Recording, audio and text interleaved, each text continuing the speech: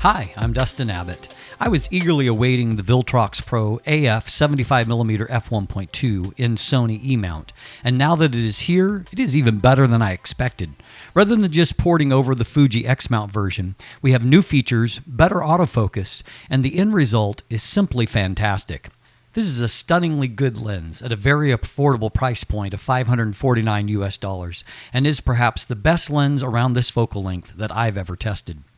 The Sony version of the Pro AF 75mm is improved with two new features, a focus hold button that can be programmed to different functions, and the ability to declick the aperture for smooth aperture racks. The aperture has 11 blades and keeps a beautifully circular shape even at smaller apertures. We've got an AF/MF switch on the side along with weather sealing for dust and moisture resistance. The E-mount version has Viltrox's new signature orange-red weather sealing gasket along with 8 other internal seal points. There's a USB-C port in the lens mount to allow for firmware updates. The manual focus ring is very wide, ribbed in metal, and is nicely damped. It focuses very smoothly. The only negative I can see is that the Pro AF 75mm is quite large and heavy, at 87mm in diameter, or 3.42 inches, and leaving a 77mm front filter thread. It's 101mm in length, or roughly 4 inches. It weighs in at 675 grams, or 23.8 ounces, which makes it quite large for an APS-C specific lens.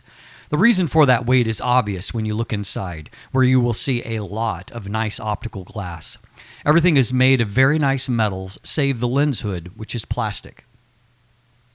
Minimum focus distance remains a Viltrox weakness, as you can only get as close as 88 centimeters and can achieve a rather poor 0.10 times magnification. Autofocus comes via a lead screw type stepping motor, and the performance was noticeably better on Sony. I was amazed by how well I could quickly grab shots of birds in flight, even at f1.2. You can see that the results are perfectly focused.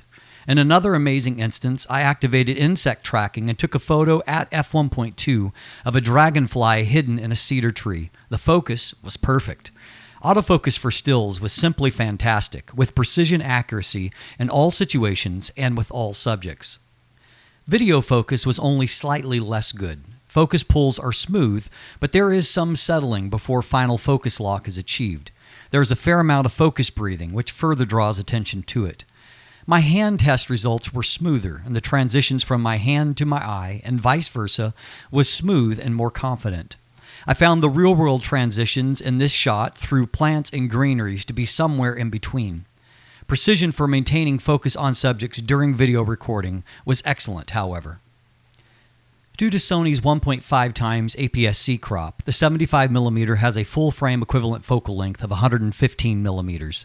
The Sony E-mount version allows us to test how much of the full-frame sensor it will cover, and the answer is not much more than the APS-C crop, as you can see from this comparison, where I manually cropped the full-frame image on the left and compared it to the APS-C crop on the right.